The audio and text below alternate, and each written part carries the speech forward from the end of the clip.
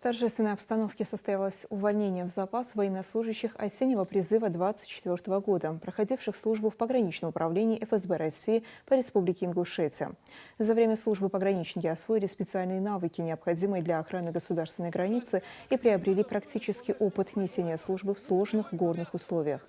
Начальник пограничного управления выразил благодарность военнослужащим за добросовестное исполнение воинского долга, высокую дисциплину и ответственное отношение к службе, а также отметил их вклад в обеспечение безопасности общества и государства.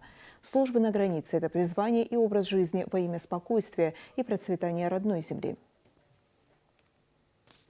Соскучился по родным, думаю отдохнуть сначала, а в следующем году планировал поступать в пограничный институт. Ну и, возможно, сюда вернусь. За время прохождения службы военнослужащие по призыву добросовестно исполняли свой воинский долг, достойно несли службу по защите и охране государственной границы Российской Федерации и внесли личный вклад в обеспечение безопасности нашей страны.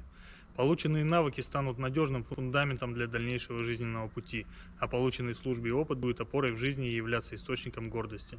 Вы – достойные защитники Родины и являетесь частью большого пограничного братства.